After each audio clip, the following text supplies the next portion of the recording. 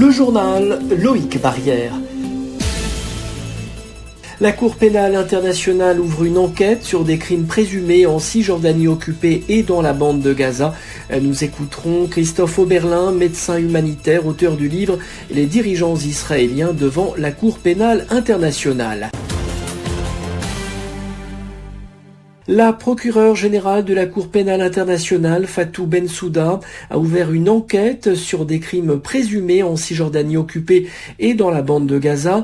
Une décision aussitôt saluée par les Palestiniens, mais dénoncée par le Premier ministre israélien qui a promis de défendre chaque soldat, chaque officier israélien. Washington a fait part de son opposition. Je vous propose d'écouter Christophe Oberlin, médecin humanitaire, auteur du livre « Les dirigeants israéliens devant la Cour pénale internationale » aux éditions Éric Bonnier.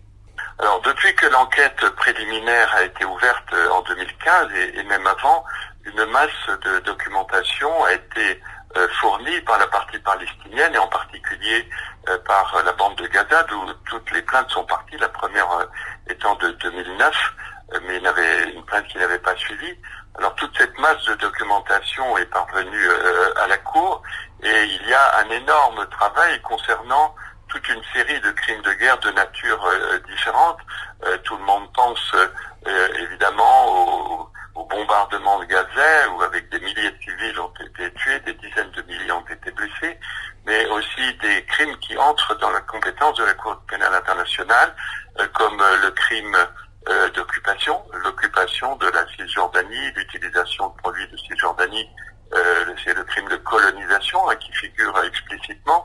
Il y a aussi le crime de siège, il y a les crimes correspondant à l'utilisation d'armes interdites. Et disons que malheureusement on a le choix entre les différentes enquêtes, certaines seront très longues. Donc on peut penser que la Cour pénale commencera par travailler sur les crimes pour lesquels les juges pourront recevoir le maximum d'informations précises. Et je pense en particulier aux marches du retour, où plus de 2400 dossiers de plaintes individuelles privées sont déjà parvenus au Bureau des victimes et à la Cour pénale internationale. Autrement dit, ce sont des dossiers qui sont relativement faciles à régler, les preuves seront là.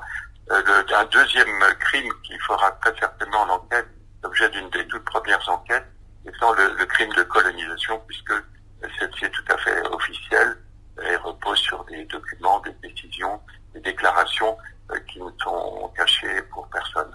Les prochaines étapes de cette enquête seront lesquelles selon vous ? Alors c'est extrêmement difficile à dire car c'est la première fois dans l'histoire de la Cour pénale internationale, qui n'a que 20 ans, elle est tout juste majeure, c'est la première fois qu'une enquête est ouverte officiellement sur un dossier tout à fait particulier, regroupant des considérations historiques, juridiques extrêmement importantes. Donc c'est véritablement, il y a une grande point d'interrogation.